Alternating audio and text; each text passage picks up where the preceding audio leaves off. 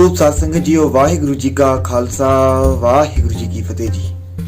आप सब दर्शकों का मुड़ एक बार बहुत बहुत स्वागत है जी साडे चैनल उपर, जिसका नाम है जी विरसा चैनल। साध संगत जी, सिख पंथ अपने महान ते गौरवशाली इतिहास के करके समुचे विश्व दे विच चढ़दी कला का प्रतीक है। पर आम जनता जो कि सिख इतिहास तो कोरी है, कई बार सिख बुजुर्गों के पाए पूरनिया ते किंतु परंतु करना शुरू कर दिंदे हैं। उन्हां लई रंबिया नाल खोपड़ी लोहाना, उबलदे देग विच पाना, दीवारां विच चिणना, बंद बंद कटाउणा, ये सब असंभव जिहियां गल्लां हन ते अज दे हालात नहीं हन।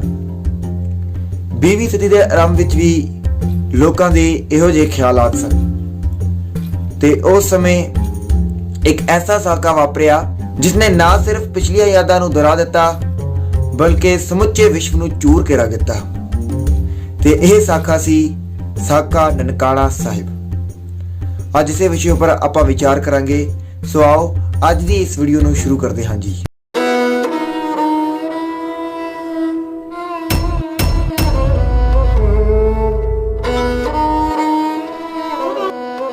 गुरुद्वारा जन्म स्थान श्री ननकाना साहब, जो कि धन सतगुरु साहिब श्री गुरु नानक देव जी पातशाह जी का जन्म स्थान है। सतगुरां ने अपना पूरा बचपन इत्थे गुजारिया है, नाल ही इत्थे अपने बचपन के कौतक भी कीते हैं। इस करके यह स्थान सिख पंथ दे विच एक श्रोमणी थां रखता है।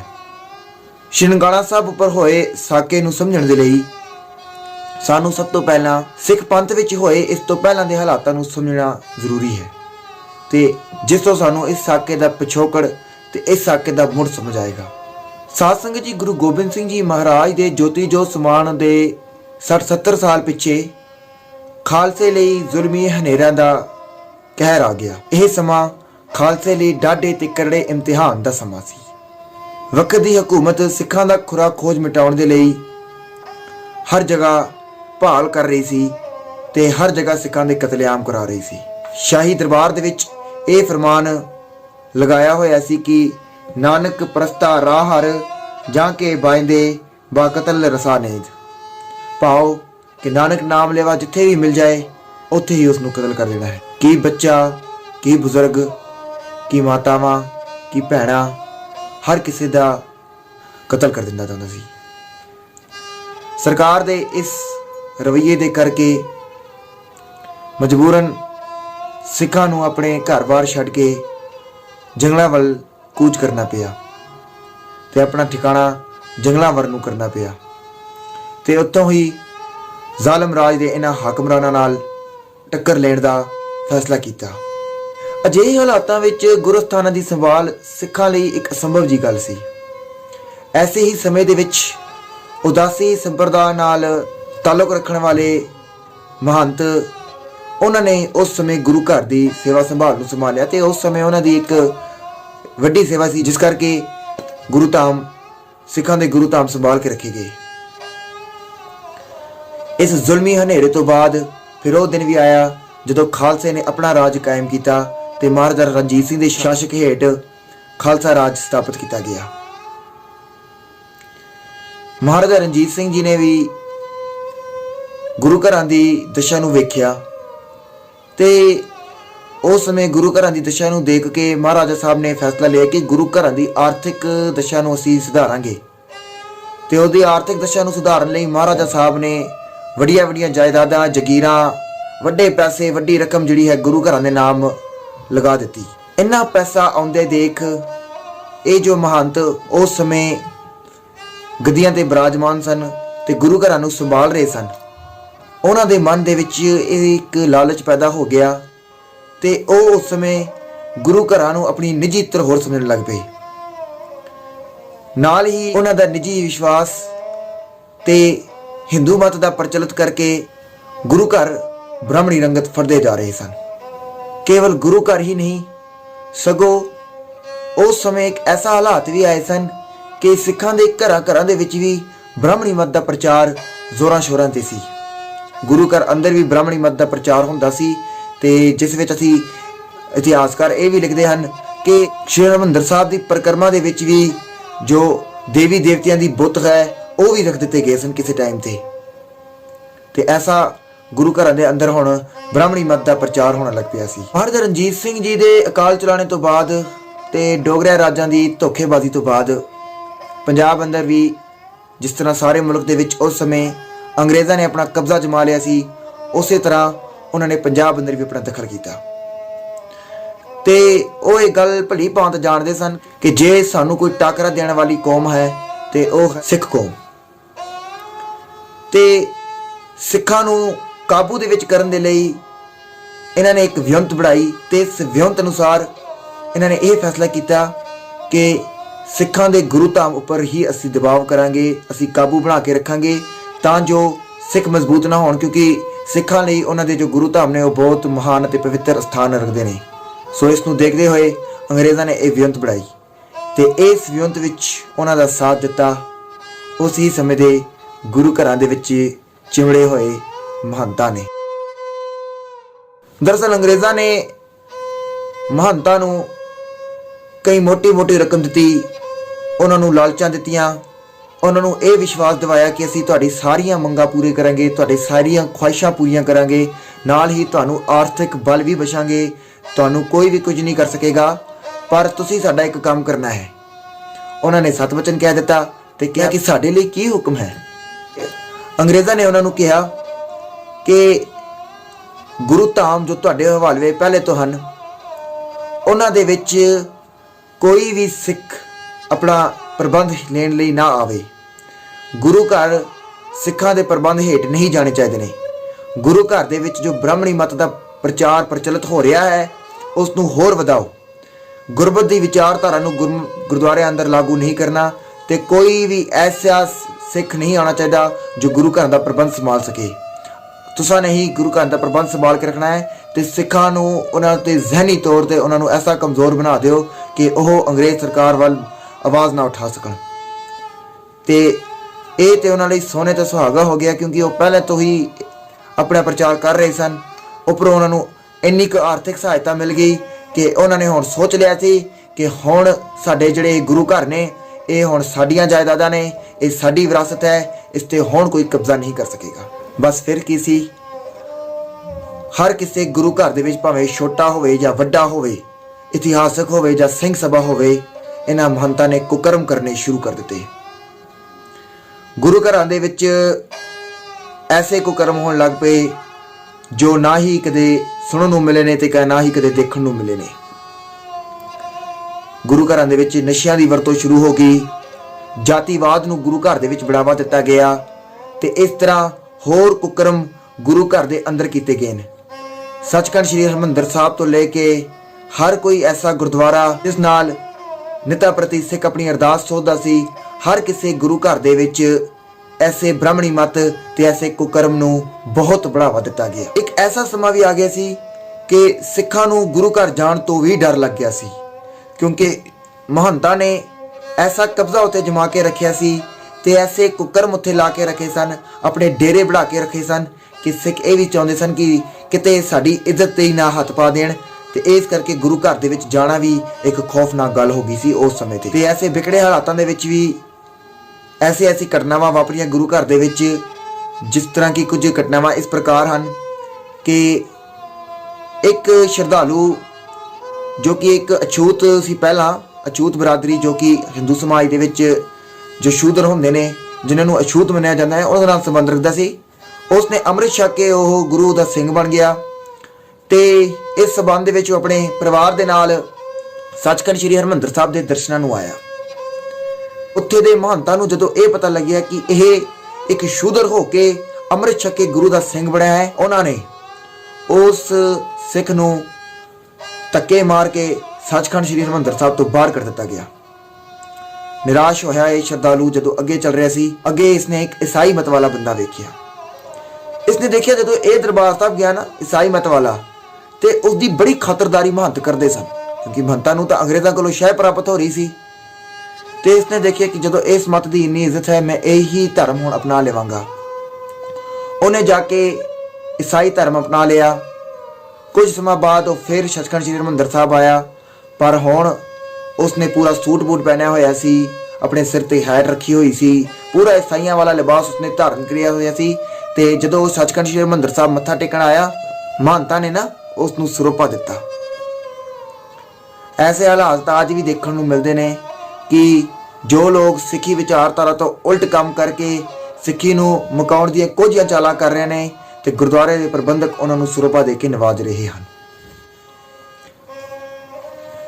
ਤੇ ਕੁਝ ਹੋਰ ਘਟਨਾਵਾਂ जो उस समय गुरु घर ਦੇ ਵਿੱਚ ਵਾਪਰੀਆਂ, जिस विच एक बीबी अपने बच्चियां समेत, जो कि एक पुत्र ते एक धीवी समेत दरबार साहब तरनताਰਨ साहब मत्था टेकण गई ते दर्शन दीदारे करन उपरंत उस बीबी ने अपने बच्चियां नूं सेवा लई भेजिया ते आप भी गुरु घर की सेवा दे विच जुड़ गई। जदों उसके दोहां बच्चे बाहर आए तां बाहर महंत दे बच्चे परिक्रमा दे विच ही खेल रहे सन, तां इह बच्चे अपनी सेवा दे विच जुड़े हुए सन।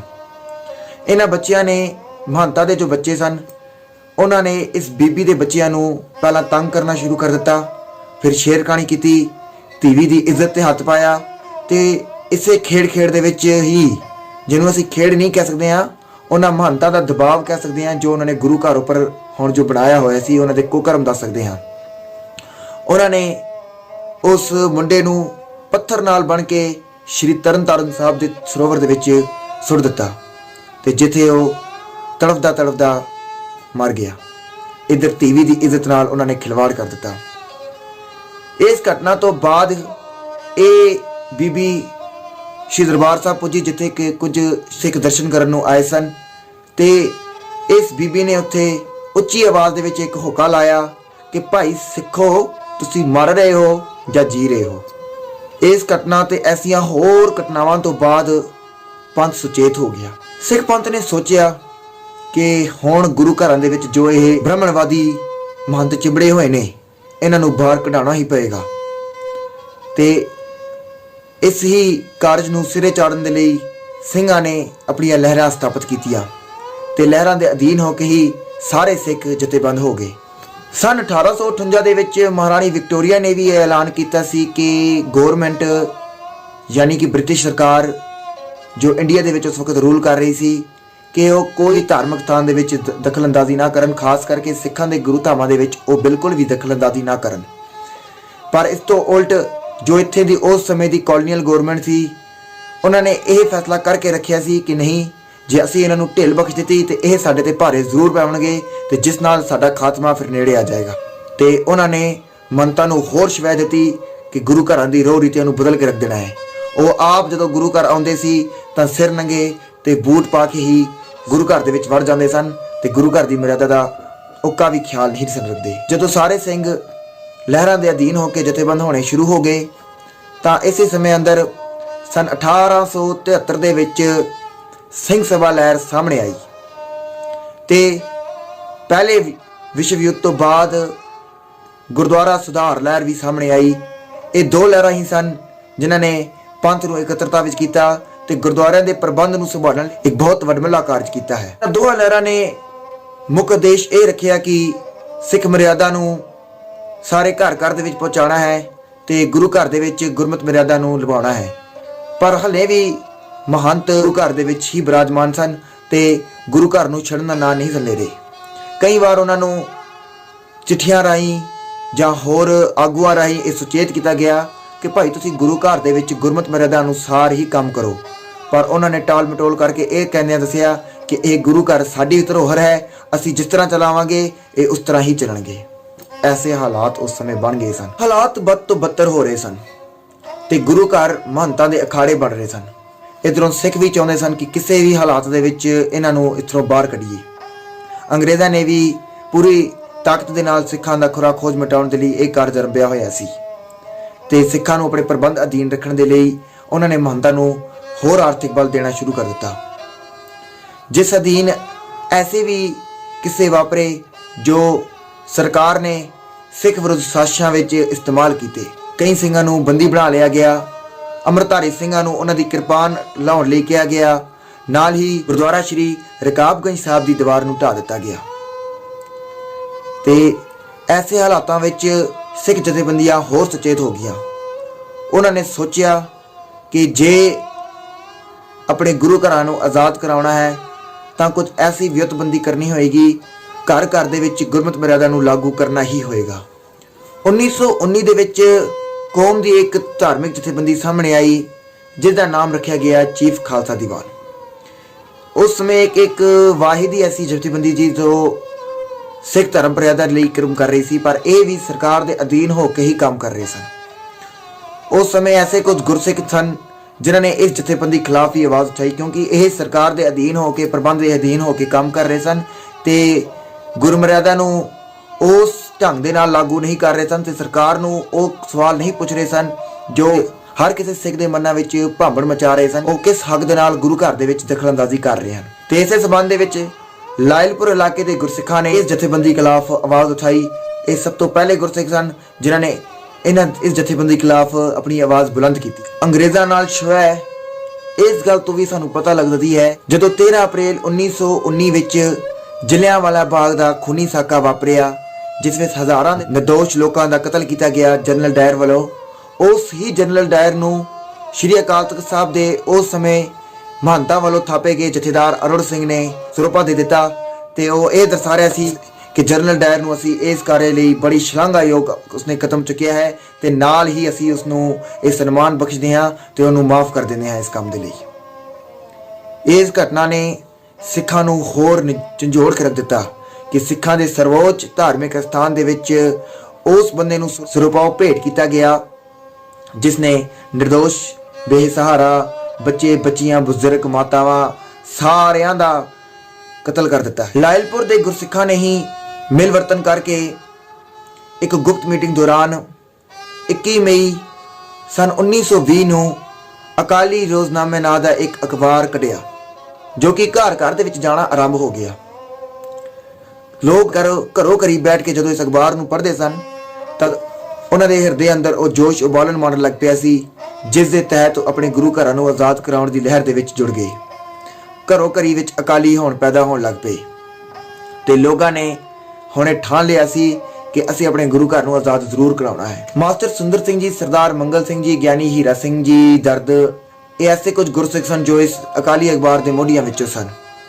ਇਸ ਅਕਾਲੀ ਅਖਬਾਰ ਦਾ ਇਹ ਸੱਟਾ ਨਿਕਲਿਆ ਕਿ ਘਰ ਘਰ ਦੇ ਵਿੱਚ ਗੁਰਮਤਿ ਮਰਿਆਦਾ ਸ਼ੁਰੂ ਹੋਣ ਲੱਗ ਪਈ। ਨਾਲ ਹੀ ਇਸ ਅਖਬਾਰ ਦੇ ਲੇਖਾਂ ਨੇ ਅੰਗਰੇਜ਼ ਸਰਕਾਰ ਨੂੰ ਚੱਕਰ ਵਿੱਚ ਪਾ ਦਿੱਤਾ, ਜਿਸ ਦੀ ਇੱਕ ਘਟਨਾ ਸਰਦਾਰ ਸ਼ਰਦੂਲ ਸਿੰਘ ਜੀ ਕਵੀਸ਼ਰ ਉਹਨਾਂ ਨੇ ਆਪਣਾ ਇੱਕ ਲੇਖ ਛਾਪਿਆ ਜਿਸ ਨੇ ਅੰਗਰੇਜ਼ ਸਰਕਾਰ ਨੂੰ ਝੰਜੋੜ ਕੇ ਰੱਖ ਦਿੱਤਾ ਤੇ ਇਸ ਲੇਖ ਦੇ ਕਰਕੇ ਹੀ ਅੰਗਰੇਜ਼ ਸਰਕਾਰ ਨੂੰ ਮਜਬੂਰਨ ਮਹਾਰਾਜਾ ਨਾਭੇ ਦੇ ਦਬਾਅ ਦੇ ਹੇਠ ਗੁਰਦੁਆਰਾ ਰਕਾਬਗੰਜ ਸਾਹਿਬ ਦੀ ਦੀਵਾਰ ਦੀ ਉਸਾਰੀ ਦਾ ਕੰਮ ਸ਼ੁਰੂ ਕਰਨਾ ਪਿਆ ਤੇ ਇਹ ਅਕਾਲੀਆਂ ਲਈ ਇੱਕ ਵੱਡੀ ਜਿੱਤ ਸੀ।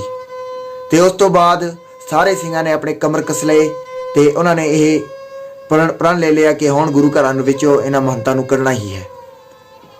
ਇਸ ਤਰ੍ਹਾਂ ਸਿੰਘਾਂ ਨੇ ਜਦੋਂ ਜਥੇਬੰਦ ਹੋ ਕੇ ਛੋਟੇ ਛੋਟੇ ਗੁਰਦੁਆਰੇ ਦੇ ਵਿੱਚ ਉਹ ਇਕੱਠੇ ਹੋ ਕੇ ਗਏ ਤੇ ਮਹੰਤਾਂ ਨੂੰ ਕੱਢਿਆ ਗਿਆ। ਕਈ ਮਹੰਤ ਜੋ ਛੋਟੇ ਗੁਰਦੁਆਰੇ ਸਿੰਘ ਸਭਾ ਗੁਰਦੁਆਰਿਆਂ ਦੇ ਵਿੱਚ ਬੈਠੇ ਹੋਏ ਸਨ ਉਹ ਤਾਂ ਆਪ ਹੀ ਨਿਕਲ ਗਏ। ਬਾਬੇ ਕੀ ਬੇਰ, ਪੰਜਾ ਸਾਹਿਬ ਆਦਿ ਗੁਰਦੁਆਰਿਆਂ ਨੂੰ ਮਹੰਤਾਂ ਦੇ ਕਬਜ਼ੇ ਤੋਂ ਆਜ਼ਾਦ ਕਰਾਇਆ ਗਿਆ। ਪਰ ਸਭ ਤੋਂ ਅਹਿਮ ਸੀ ਸੱਚਖੰਡ ਸ੍ਰੀ ਹਰਿਮੰਦਰ ਸਾਹਿਬ ਦਾ ਕਬਜ਼ਾ। ਸੱਚਖੰਡ ਸ੍ਰੀ ਹਰਿਮੰਦਰ ਸਾਹਿਬ ਦੇ ਵਿੱਚ ਵੀ ਐਸੇ ਕੁਕਰਮ ਰੋਜ਼ ਵਾਪਰ ਰਹੇ ਸਨ। ਜਾਤੀਵਾਦ ਨੂੰ ਬੁਰਾਵਾ ਦਿੱਤਾ ਗਿਆ ਸੀ ਐਸੇ ਸਥਾਨ ਦੇ ਵਿੱਚ ਜਿਸ ਸਥਾਨ ਨੂੰ ਗੁਰੂ ਅਰਜਨ ਦੇਵ ਜੀ ਪਾਤਸ਼ਾਹ ਨੇ ਐਸੀ ਹੀ ਬਣਤਰ ਬਣਾਈ ਸੀ ਕਿ ਇਸ ਦੇ 4 ਦਰਵਾਜ਼ੇ ਖੁੱਲੇ ਰੱਖ ਕੇ ਆ ਸਕਦਾ ਹੈ। ਕੋਈ ਜਾਤੀ ਪਾਤ ਦਾ ਨਾਰਾ ਮਹਾਰਾਜ ਨੇ ਉਸ ਵਕਤ ਨਹੀਂ ਲਗਾਇਆ ਸੀ, ਪਰ ਇਹ ਮਹੰਤ ਜੋ ਗੁਰੂ ਘਰਾਂ ਦੀ ਇਹਨਾਂ ਰੋਹ ਰੀਤੀਆਂ ਤੋਂ ਪਹਿਲਾਂ ਤੋਂ ਅਣਜਾਣ ਸਨ ਤੇ ਇਹਨੂੰ ਖਤਮ ਕਰਨ ਦੀ ਸਾਜ਼ਿਸ਼ ਵਿੱਚ ਜੁੜੇ ਹੋਏ ਸਨ, ਉਹ ਜਦੋਂ ਉਹਨਾਂ ਨੂੰ ਇਹ ਮੌਕਾ ਮਿਲਿਆ ਸੀ ਕਿ ਉਹ ਸੱਚਖੰਡ ਸ੍ਰੀ ਹਰਿਮੰਦਰ ਸਾਹਿਬ ਦਾ ਪ੍ਰਬੰਧ ਸੰਭਾਲ ਰਹੇ ਸਨ ਤਾਂ ਉਹਨਾਂ ਨੇ ਸੱਚਖੰਡ ਸ੍ਰੀ ਹਰਿਮੰਦਰ ਸਾਹਿਬ ਦੇ ਵਿੱਚ ਜਾਤੀਵਾਦ ਨੂੰ ਬੜਾਵਾ ਦੇਣਾ ਸ਼ੁਰੂ ਕਰ ਦਿੱਤਾ ਸੀ। ਤੇ ਇੱਥੋਂ ਤੱਕ ਕਿ ਕਿਸੇ ਵੀ ਅੰਮ੍ਰਿਤਧਾਰੀ ਦੀ ਅਰਦਾਸ ਸੱਚਖੰਡ ਸ੍ਰੀ ਹਰਿਮੰਦਰ ਸਾਹਿਬ ਦੇ ਵਿੱਚ ਨਹੀਂ ਸੋਧੀ ਜਾਂਦੀ ਸੀ। ਇਸ ਦੀ ਇੱਕ ਘਟਨਾ ਕੌਮ ਦੇ ਉਸ ਸਮੇਂ ਦੇ ਇੱਕ ਉੱਗੇ ਹੋਏ ਆਗੂ ਸਰਦਾਰ ਸੁੰਦਰ ਸਿੰਘ ਜੀ ਮਜੀਠੀਆ, ਜਿਨ੍ਹਾਂ ਨੇ ਆਪਣੇ ਬੇਟੇ ਦਾ ਆਨੰਦ ਕਾਰਜ ਕਰਾਇਆ ਸੀ, ਆਪਣੇ ਪਰਿਵਾਰ ਸਮੇਤ ਸੱਚਖੰਡ ਸ੍ਰੀ ਹਰਿਮੰਦਰ ਸਾਹਿਬ ਦਰਸ਼ਨ ਕਰਨ ਗਏ ਤੇ ਉੱਥੇ ਦੇ ਮਹੰਤਾਂ ਨੇ ਉਸ ਸਮੇਂ ਉਹਨਾਂ ਦੀ ਅਰਦਾਸ ਨਹੀਂ ਸੋਧੀ, ਇਸ ਕਰਕੇ ਕਿਉਂਕਿ ਉਹਨਾਂ ਦੇ ਬੇਟੇ ਨੇ ਆਨੰਦ ਰੀਤੀ ਅਨੁਸਾਰ ਤੇ ਗੁਰਮਤਿ ਮਰਿਆਦਾ ਅਨੁਸਾਰ ਆਨੰਦ ਕਾਰਜ ਕਰਵਾਇਆ ਸੀ। ਇਹੋ ਜਿਹੇ ਹਾਲਾਤ ਉਸ ਸਮੇਂ ਸੱਚਖੰਡ ਸ੍ਰੀ ਹਰਿਮੰਦਰ ਸਾਹਿਬ ਦੇ ਹੋ ਗਏ ਸਨ। ਐਸੀਆਂ ਹੋਰ ਵੀ ਘਟਨਾਵਾਂ ਸਨ ਜਿਸ ਕਰਕੇ ਸਿੱਖਾਂ ਨੇ ਸੋਚਿਆ ਸੀ ਕਿ ਜਿਸ ਗੁਰੂ ਰਾਮਦਾਸ ਦੇ ਘਰ ਦੇ ਵਿੱਚ ਘਰ ਦੀ ਇੱਕ ਇੱਕ ਇੱਟ ਸ਼ਹੀਦਾਂ ਦੀ ਰੰਗਤ ਨਾਲ ਰੰਗੀ ਹੋਈ ਹੈ, ਉਸ ਨੂੰ ਇਹਨਾਂ ਮਹੰਤਾਂ ਦੇ ਕਬਜ਼ੇ ਤੋਂ ਆਜ਼ਾਦ ਕਰਾਉਣਾ ਹੈ। ਮਹੰਤਾਂ ਤੇ ਇਹਨਾਂ ਪੁਜਾਰੀਆਂ ਦਾ ਜਿਹੜਾ ਵਰਤਾਓ ਸੀ ਉਹ ਸਿੱਖਾਂ ਦੇ ਨਾਲ ਬਹੁਤ ਹੀ ਭੈੜਾ ਸੀ। ਉਹ ਸਿੰਘ ਸਭੀਆਂ ਨੂੰ ਸਿੰਘ ਸਫੀਆ ਕਰਕੇ ਕਹਿੰਦੇ ਸਨ ਤੇ ਕਿਰਪਾਨਾਂ ਤੇ ਅੰਮ੍ਰਿਤਧਾਰੀ ਸਿੱਖਾਂ ਨੂੰ ਉਹ ਸਮਾਜ ਦੇ ਬਾਗੀ ਹੋ ਕੇ ਕਹਿੰਦੇ ਸਨ ਕਿ ਬਈ ਇਹ ਸਾਡੀ ਬਰਾਦਰੀ ਦੇ ਨਹੀਂ ਹਨ। ਸਿੰਘ ਸਭਾ ਲਹਿਰ ਦੇ ਵਿੱਚੋਂ ਤਿਆਰ ਹੋ ਕੇ ਕੁਝ ਕੁ ਲੋਕ ਜੋ ਪਹਿਲੇ ਨੀਵੀਂ ਬਰਾਦਰੀ ਨਾਲ ਸੰਬੰਧ ਰੱਖਦੇ ਸਨ, ਜੋ ਕਿ ਅੰਮ੍ਰਿਤ ਛਕ ਕੇ ਤਿਆਰ ਹੋ ਕੇ 11-12 ਅਕਤੂਬਰ 1920 ਨੂੰ ਸੱਚਖੰਡ ਸ੍ਰੀ ਹਰਿਮੰਦਰ ਸਾਹਿਬ ਦੇ ਦਰਸ਼ਨਾਂ ਨੂੰ ਆਏ ਤੇ ਉਸ ਸਮੇਂ ਵੀ ਮਹੰਤਾਂ ਵੱਲੋਂ ਇਹਨਾਂ ਦੀ ਅਰਦਾਸ ਨਹੀਂ ਕੀਤੀ ਗਈ। ਪਰ ਉਸ ਸਮੇਂ ਕੌਮ ਦੇ ਕੁਝ ਐਸੇ ਆਗੂ ਉੱਥੇ ਮੌਕੇ ਤੇ ਪੁੱਜ ਗਏ ਹਥਿਆਰਬੰਦ ਹੋ ਕੇ, ਜਿਨ੍ਹਾਂ ਵਿੱਚੋਂ ਸਰਦਾਰ ਕਰਤਾਰ ਸਿੰਘ ਦੀ ਸ਼ਬਰ, ਪ੍ਰੋਫੈਸਰ ਤੇਜਾ ਸਿੰਘ ਜੀ, ਬਾਬਾ ਹਰਕ੍ਰਿਸ਼ਨ ਸਿੰਘ ਜੀ ਤੇ ਹੋਰ ਆਗੂ ਹਥਿਆਰਬੰਦ ਹੋ ਕੇ ਸ੍ਰੀ ਹਰਿਮੰਦਰ ਸਾਹਿਬ ਪੁੱਜੇ ਤਾਂ ਇਹਨਾਂ ਮਹੰਤਾਂ ਨੇ ਡਰ ਦੇ ਕਾਰਨ ਉਸ ਸਮੇਂ ਇਹ ਅਰਦਾਸ ਸੋਧੀ ਤੇ ਅਰਦਾਸ ਸੋਧਣ ਤੋਂ ਬਾਅਦ ਉਹ ਸ੍ਰੀ ਹਰਿਮੰਦਰ ਸਾਹਿਬ ਤੋਂ ਨੱਠ ਗਏ।